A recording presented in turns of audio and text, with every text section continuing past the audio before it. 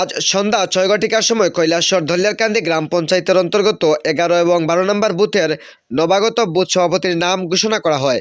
১১ নম্বর বুথের বুথ সভাপতি হিসেবে নিযুক্ত হন প্রাক্তন পঞ্চায়েত সদস্য শফিক মিয়া এবং ১২ নম্বর বুথের বুথ সভাপতি হিসেবে নিযুক্ত হন সুমন দাস। আজ ধলিয়ারকান্দি গ্রাম পঞ্চায়েতের ৪ নম্বর ওয়ার্ডের ২টি জায়গায় পৃথক পৃথক সভার মাধ্যমে এই দুইজন বুথ সভাপতির নাম এক অনুষ্ঠানের মাধ্যমে আনুষ্ঠানিকভাবে ঘোষণা করা হয়। নবনিযুক্ত বুথ সভাপতিদেরকে ফুলের তোড়া এবং উত্তরীয় দিয়ে বরণ করা হয়। আজকের এই অনুষ্ঠানে উপস্থিত ছিলেন কৈলাসহর মণ্ডলের অন্যতম সদস্য মোহাম্মদ আব্দুল কবির এবং দলিয়ারকান্দি শক্তিকেন্দ্রের ইনচার্জ আশরাফুজ্জামান রফি। এছাড়া উপস্থিত ছিলেন দলিয়ারকান্দি গ্রাম পঞ্চায়েতের প্রধান রেবারানী বিশ্বাস এবং পঞ্চায়েত সদস্য সমীরুন নেসা। সবার শেষে একটি মিছিল করা হয়। দলিয়ারকান্দি গ্রাম পঞ্চায়েতের বিভিন্ন পথ পরিক্রমা করে অনুষ্ঠানের সমাপ্তি ঘটে। এবং আপনাদের সুখে দুঃখে আপনাদের পাশে থাকেন এই আশা আমি রাখছি।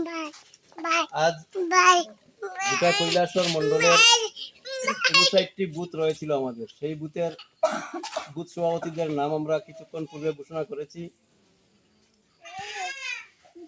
ঘোষণা করার পর প্রত্যেকটি বুথে আজ আমাদের এই অঞ্চলের প্রত্যেকটি কৈলাসহর মন্ডলের প্রত্যেকটি বুথে আজকে আপনাদের মতো সব জায়গায় উঠান সভা, মিছিল, অনুষ্ঠান হচ্ছে এবং মিষ্টিমুখ করা হচ্ছে।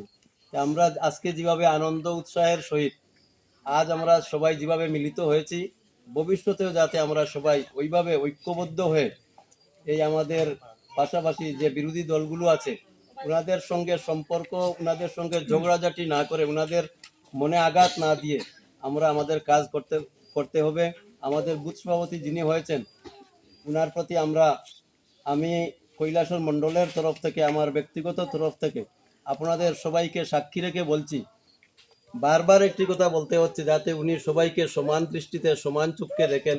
আমাদের এখানে রয়েছেন মণ্ডলের বিশিষ্ট কার্যকর্তারা রয়েছেন, অনেক বয়োজ্যেষ্ঠরা রয়েছেন, ওনাদেরকে যাতে সঠিকভাবে মূল্যায়ন করা হয়, সঠিক সম্মান যাতে ওনারা পান সেই আশা করব, ওনার প্রতি আমি সেই দৃষ্টি রাখছি। পরিশেষে একটি কথা বলবো, আজ এমন একটি মুহূর্ত আপনারা নিশ্চয়ই জানেন, ভারতীয় জনতা পার্টি প্রতি